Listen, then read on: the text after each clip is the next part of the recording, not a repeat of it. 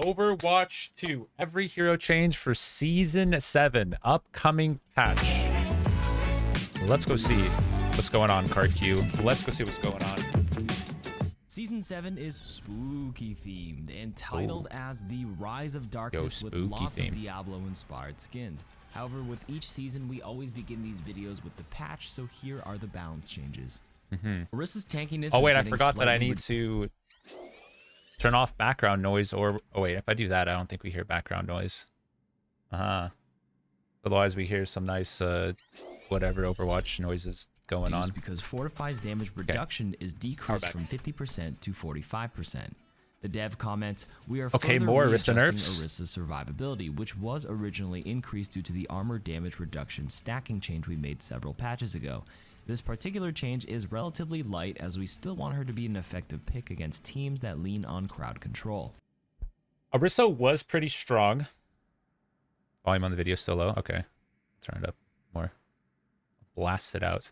I think Orisa was definitely strong, but since they buffed Zarya, then Zarya kind of countered Orisa a good amount. So, I mean, if they're nerfing Orisa, hopefully they're nerfing Doom's cooldown and Zarya a little bit, because they just need to turn those back, and then all the tanks will be around even. Ramattra has seen a big decrease in playtime with the rise of Orisa, so they're now reducing Nemesis Form's cooldown from 8 to 7 seconds to buff its uptime. The devs comment, this change lets Ramattra project his influence more frequently with Nemesis Form, which translates into increased survivability and damage. The flexibility also makes it less punishing if he swaps back to Omnic Form early to use the Void Barrier. Ramattra buff, okay, W. I think Ramattra was honestly pretty strong, but with the Orisa buffs and stuff, that would kind of counter Ramattra. So, I mean, I'm okay with the Ramattra buffs. He's a fun character to play. Yeah, I'd always make sure like you could shift and then you would just cancel it right after to get the cooldown going on. Pretty smart to do that. Roadhog actually has no changes yet, but I wanted to update people here that his rework is scheduled for mid-season 7, so that's likely November 7th or the 14th, depending on what week they choose. Roadhog changes. Okay, Wrecking Ball's primary fire is actually getting a buff where the number of shots to reach maximum spread is increased from 20 to 30 bullets. It does make a big difference at medium range. That's a lot of damage. The devs comment, this change lets Wrecking Ball finish off enemies a bit more reliably when he's outside of point-blank range, and makes him less reliant on his pile driver combos. Zarya's okay, honestly, I think Ball definitely needs some buffs. Like, he was like okay in some situations, but not as strong as like Zarya, because Bastion meta just destroys Ball.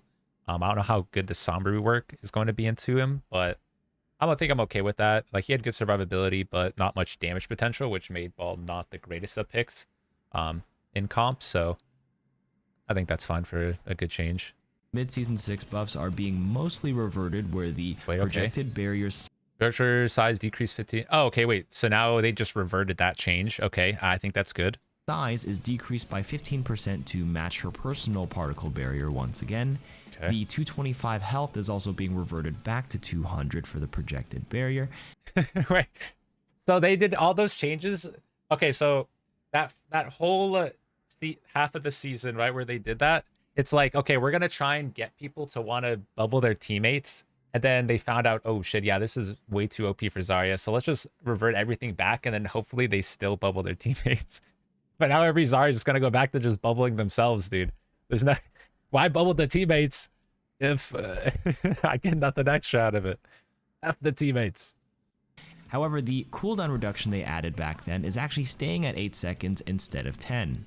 The devs comment, Zarya is using the barrier on her allies more often to peel or initiate combination plays, which makes the ability more team-oriented and less self-serving. Yeah. This change preserves that interesting choice by keeping the cooldown reduced when using it on an ally while targeting her energy sustain instead, which has increased significantly with the bonuses to the barrier health and size.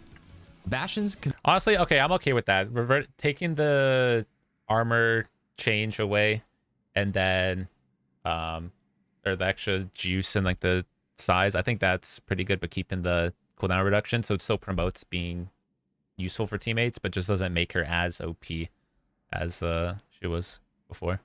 There are enough ball players that got to GM without using their guns at all. So yeah, a lot of balls just roll around, dude. Go rolling and trolling. Configuration assault ability no Yes, dude, please bastion nerfs. Let's see. Okay. longer heals the 50 armor when transforming.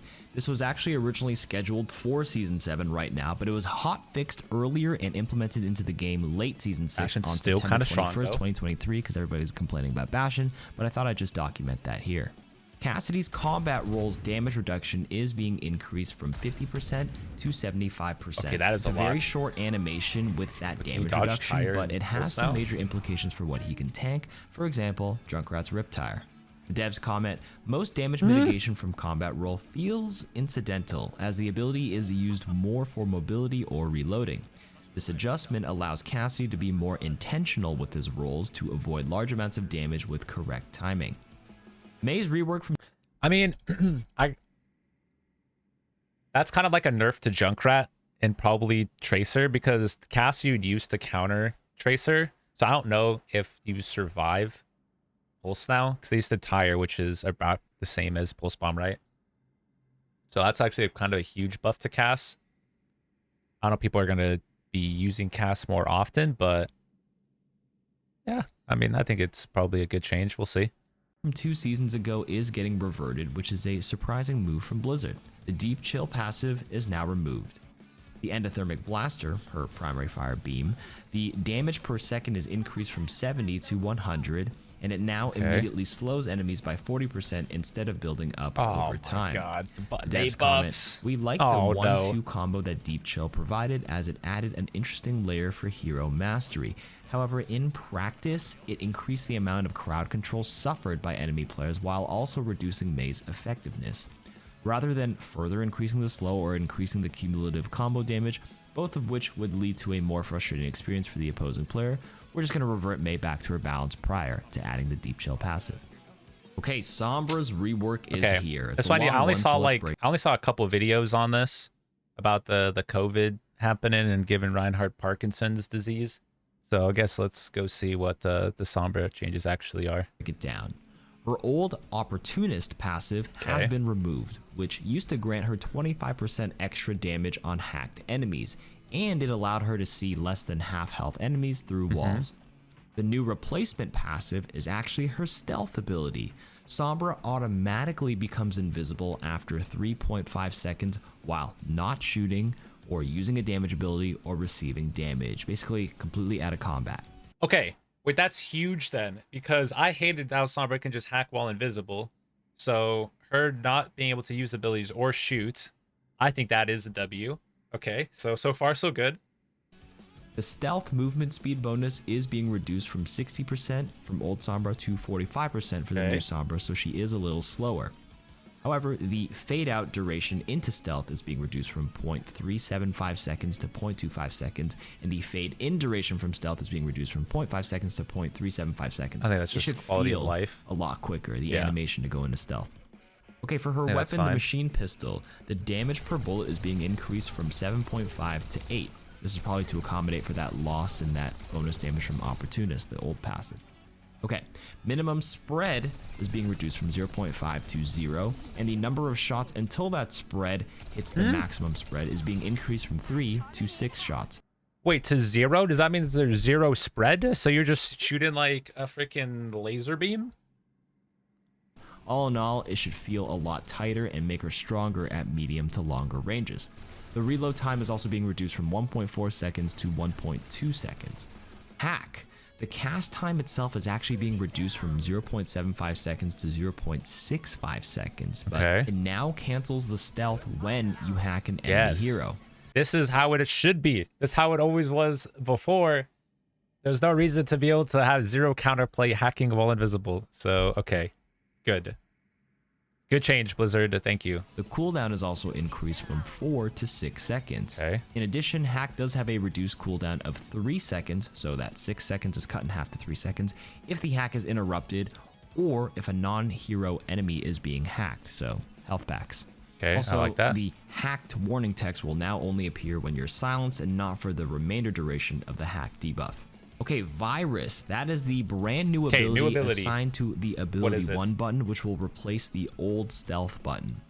This fires a projectile that damages an enemy over time. The damage is dealt faster on hacked enemies. So for the numbers, the impact damage is only 10.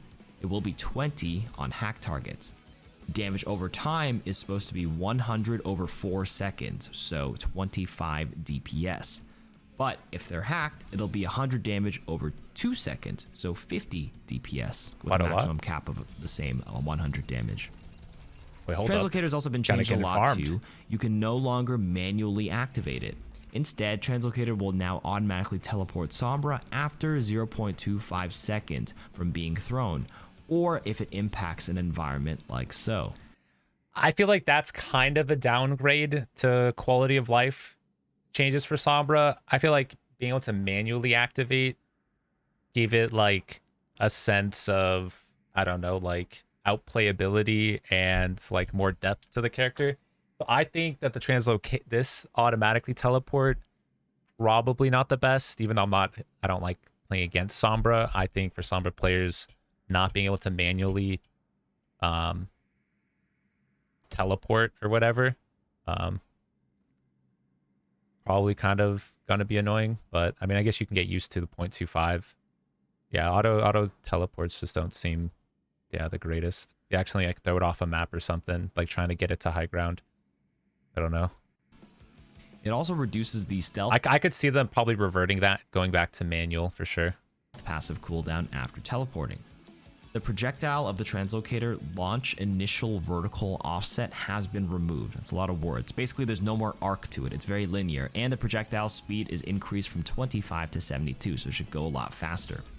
Okay. The cooldown of Translocator is being reduced from 6 seconds to 5 seconds, and the cooldown now begins after Sombra teleports to the location of the Translocator.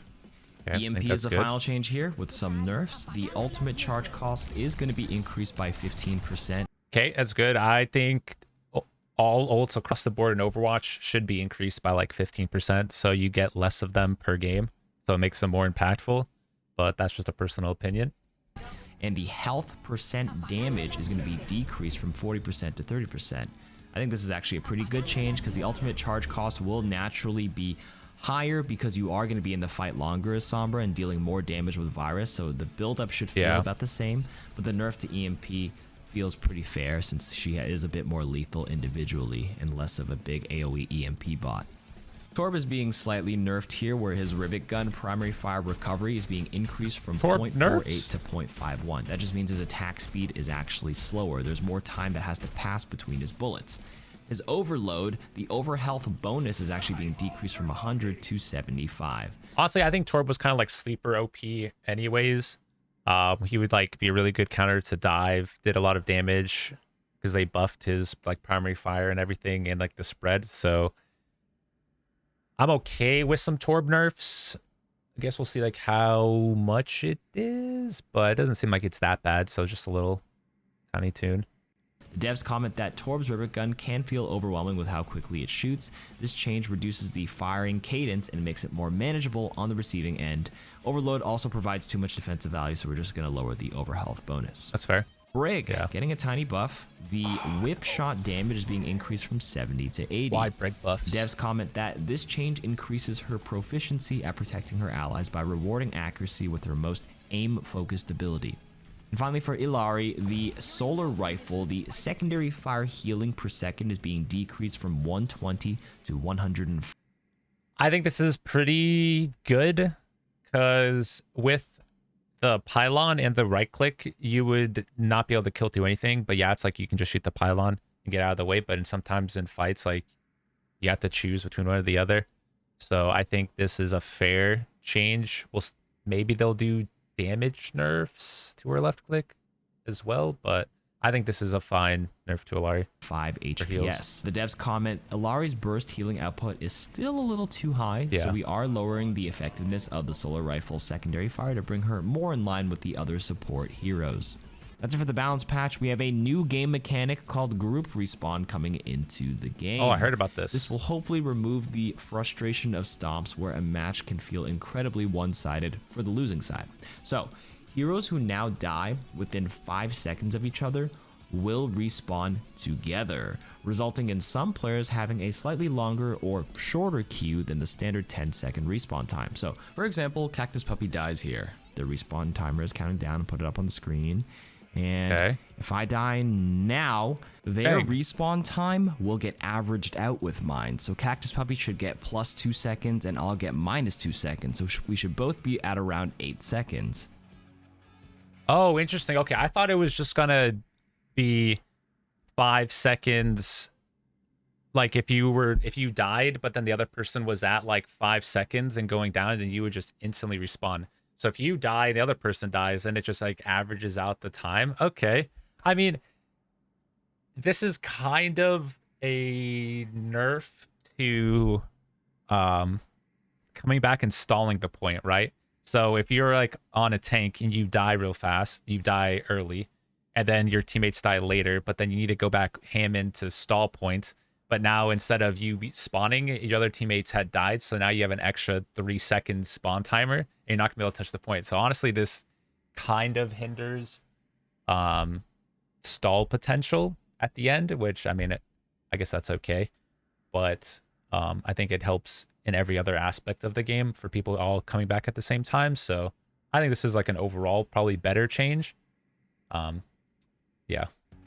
Heroes who do die more than 5 seconds apart from another player eliminated will still have that old default 10-second respawn timer on their own. Okay. It is important to note that this will not be in competitive ranked play yet. It's going to be tested in quick play, so give your honest feedback to the devs so maybe they can iterate off of it and maybe it'll be helpful for you. All right, map changes. Samoa map changes. is the brand new control map added for Season 7. You have Beach, which has some downward ramps and open sightlines. Kind of reminds me of Helios Ruins. You have Downtown, which reminds me of Oasis City Center with that, tower in the middle, the hole, and then you have the high ground on one side, with the major differences being that additional high ground on the surrounding sides.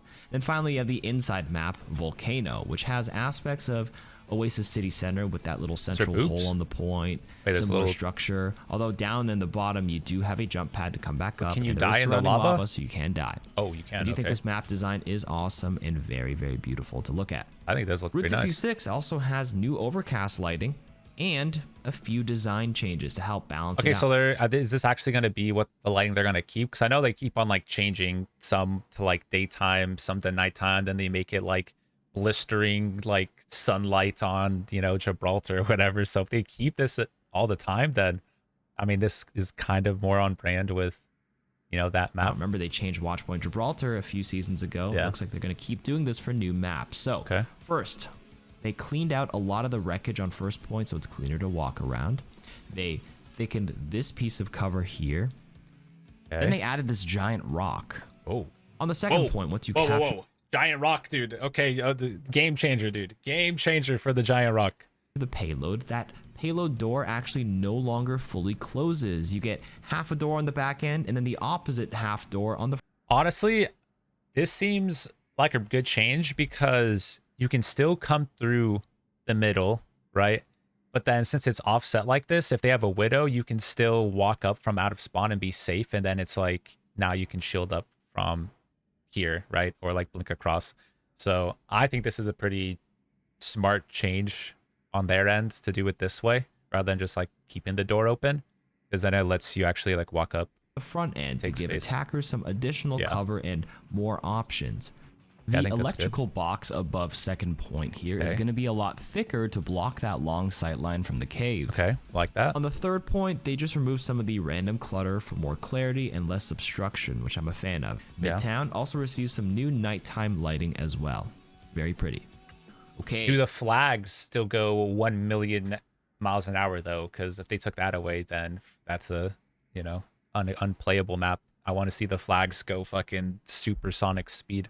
PvE arcade modes, the Trials of the Sanctuary is the new mode with the whole Diablo crossover, as you can team up with the heroes of the Sanctuary, pick up power-ups, and defeat powerful bosses like the Butcher, Roadhog, and of course, Mommy Lily. Hey, picking up power-ups, this is what I wanted in the PvE before, right? I just want to be able to play busted heroes, have crazy abilities, do crazy things, and I think that's what makes it PvE fun. So I guess we'll see what they actually do, but I think that's how PvE should be. Lilith Moira. Wrath of the Bride also returns, which was the 2022 Halloween mode. I'm just saying, Flat Seagull, Emong, and I had the #1 score. If you want to watch our run, I'll link it in the description. Calm down. And of course, we have Duncan Sun's Revenge, which returns for like, what, the 8th time? You know it, you love it. Yeah, that's kind of... That is all. Let me know what you guys think of Season 7 in the comments. See you guys on Twitch stream soon, because there will be Twitch drops likely starting tomorrow, October 10th. So see you there. Nice, Twitch drops. KarQ. Let's go. Yep. Always... check out the KarQ. KarQ's top tier. Good morning, YouTube. Hey, good morning, YouTube. Flats, I'm sorry, but we're talking about the season changes, not what Reinhardt needs to be buffed, okay? But, all right. Those are all the Season 7 changes. Looking solid. PvE being buffed could actually make it more fun. I think Bastion probably needs a little bit more of a nerf.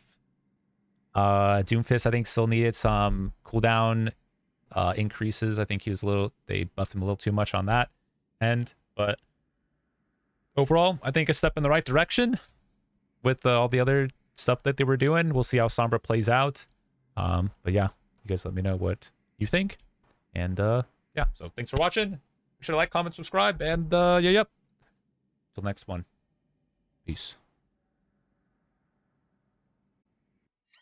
Nice, there we go.